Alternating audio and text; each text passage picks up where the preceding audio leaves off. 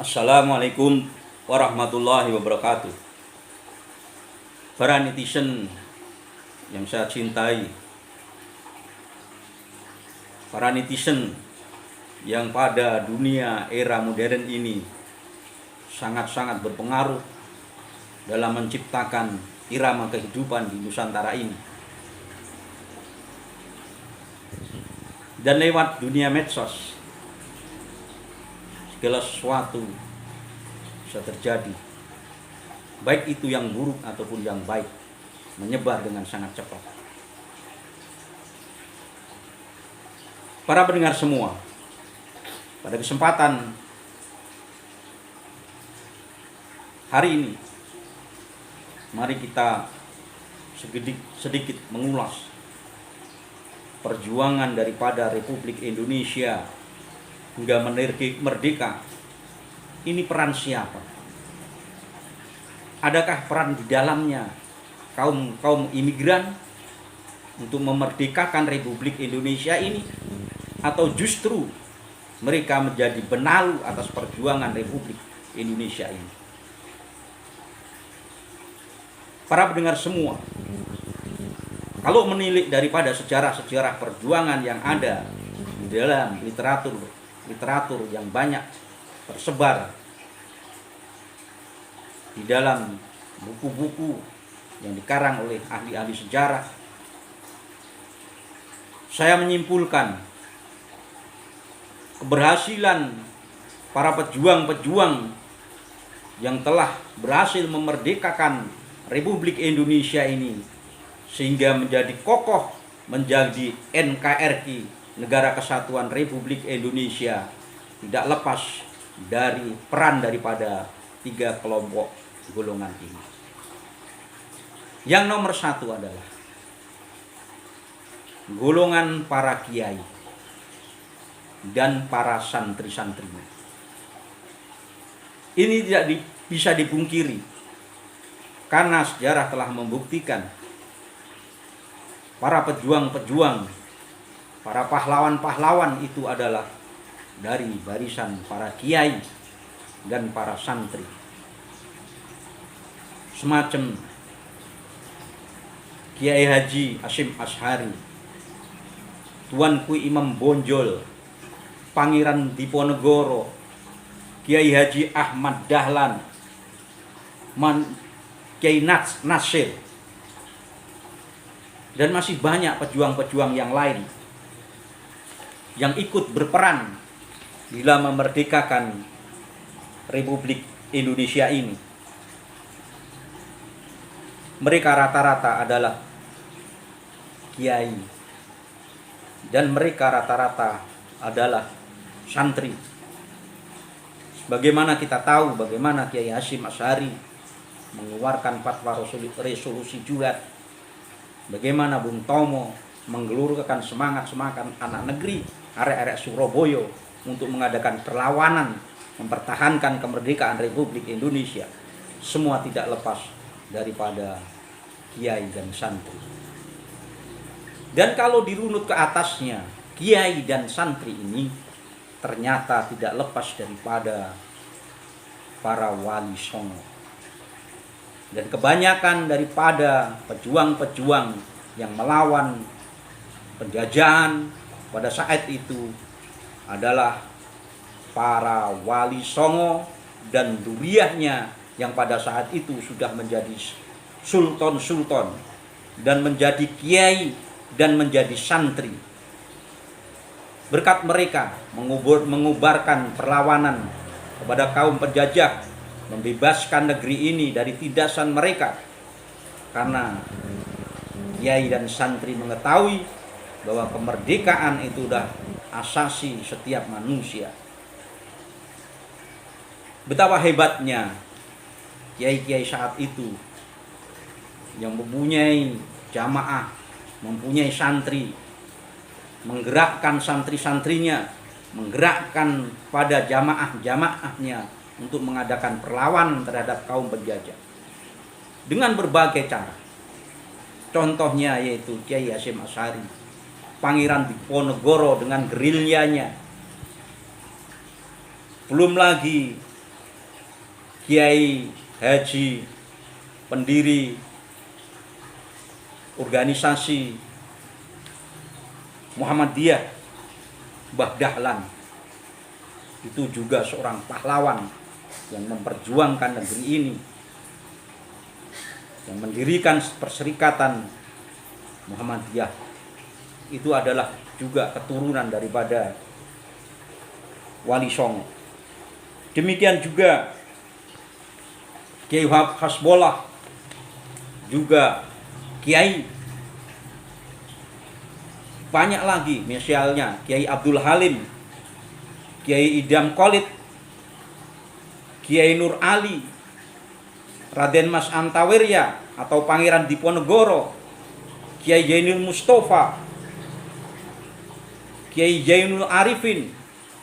Mereka adalah barisan kiai-kiai yang memperjuangkan Republik Indonesia ini.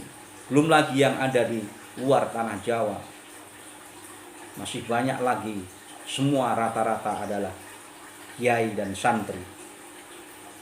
Tuanku Imam Bonjol, Hasanuddin, Cik Ditiro, Cut Nyadin adalah barisan kiai dan santri. Itu satu yang berperan dalam kesuksesan perjuangan Republik Indonesia adalah kiai dan santri yang mengamalkan ajaran Wali Songo. Yang kedua adalah para budayawan. Yang dimaksud para budayawan ini adalah orang-orang yang menjaga daripada budaya-budaya negeri ini. Budaya-budaya yang menyebar di seluruh Nusantara ini. Yang pada saat itu rata-rata dikomandani oleh sultan-sultan yang berada di dalam wilayah kerajaan masing-masing. Kerajaan Mataram Islam dengan budaya-budayanya, Cirebon, Banten, Makassar, Sriwijaya, semua orang-orang yang berbudaya, yang mempertahankan budayanya agar tidak dihancurkan oleh orang-orang penjajah. Orang-orang budayawan ini mengadakan perlawanannya, yang pada saat itu dikomandoi oleh sultan-sultan yang begitu erat memegang atas kebudayaan, yang rata-rata juga kalau diselidiki ternyata juga berhubungan erat dengan ajaran para Wali Songo juga. Sultan-sultan itu kebanyakan juga duriah daripada para Wali Songo. Yang ketiga adalah kaum nasionalis. Kaum nasionalis ini juga berperan hebat dalam perjuangan memerdekakan Republik Indonesia ini. Kaum nasionalis dimotori oleh Insinyur Soekarno, Hos Cokro Aminoto, Saman Hudi, dan lain sebagainya, Budi Utomo. Dan kebanyakan kalau semua diselidiki juga ternyata tidak lepas daripada kiai dan santri. Kali lagi kaum nasionalis membangkitkan semangat perjuangan. Banyak pahlawan yang beragama selain Islam banyak, yang beragama Hindu juga banyak. Semua orang yang merasa Nusantara ini perlu dilindungi, itulah orang-orang nasionalis yang sangat-sangat berperan dalam perjuangan merdekanya Republik Indonesia saat itu. Maka saudaraku semua, terutama bagi pemerintah Republik Indonesia yang ingin memerintah negeri ini, mesti ingat 3 peran ini. Kalau pemerintah bisa menyatukan peran 3 peran ini, maka Indonesia akan mengalami kejayaan. Indonesia akan mengalami kemerdekaan yang sesungguhnya. Bagi pemerintah, libatkanlah perjuangan Anda, melibatkan para kiai dan santri. Yang kedua, libatkanlah kaum budayawan yang menyebar di seluruh negeri, pelosok negeri, kaum adat yang berada di wilayah seluruh Nusantara. Satukan mereka. Yang ketiga, kaum nasionalis yang peduli atas Republik Indonesia ini, dari unsur apa saja, dari unsur etnis apa saja, yang memang peduli terhadap Republik Indonesia ini adalah kaum nasionalis. Maka bagi pemerintah, 3 ini pegang. Karena 3 ini konsep yang dipakai oleh Wali Songo untuk berhasilnya sebuah perjuangan saat itu, yaitu 1, kaum kiai santri, yang kedua kaum budayawan, yang ketiga adalah kaum nasionalis, kaum yang peduli terhadap Republik Indonesia ini. Sementara kaum imigran yang mengimpor,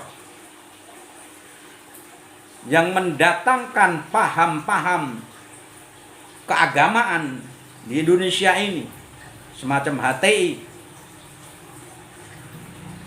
membawa ideologi yang menolak sistem nasionalis. Dia menolak sistem wilayah batas negara. Ini meski dilawan bersama, karena mereka tidak ada giroh nasionalismenya. Bahkan dia mengharamkan demokrasi. Inilah tantangan kita bersama. Dan selama ini kita pelajari ontran-ontran yang terjadi di Republik ini, yang berhubungan dengan ideologi bangsa, adalah ideologi impor yang dibawa oleh orang-orang Salafi Wahabi, HTI. Ini pemerintah mesti waspada, karena mereka selalu memaksakan ideologi mereka di Nusantara ini, sementara ideologi mereka itu tidak sejalan dengan ranah adat istiadat budaya yang terjadi, yang berada di negeri Nusantara ini, yang pada akhirnya akar benturan. Bukan hanya benturan dengan budaya saja, mereka, ideologi mereka yang bawa itu juga bertentangan, berbenturan dengan ideologi negara, yaitu ideologi Pancasila. Maka pemerintah harus waspada terhadap ideologi lintas dunia ini, yang kemarin organisasinya telah dibubarkan, yaitu HTI, yang membawa ideologi transnasional. Tapi sebuah ideologi meskipun dibubarkan, orang-orangnya tetap saja ada. Yang dibubarkan organisasinya, tapi orang-orang yang berpegang teguh atas ideologi itu masih berkeliaran di Republik ini. Yang perlu dilakukan oleh pemerintah adalah mengontrol mereka agar tidak mengaco Republik Indonesia ini. Demikian saudaraku, sedikit gambaran bagi kita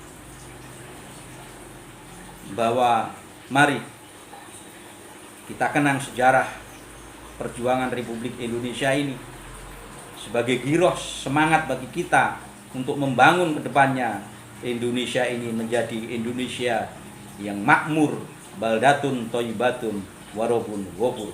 Salam Nusantara, salam Nusantara, salam sejahtera, salam Bhinneka Tunggal Ika. Wallahu muwaffiq ila aqwamit thoriq. Assalamualaikum warahmatullahi wabarakatuh.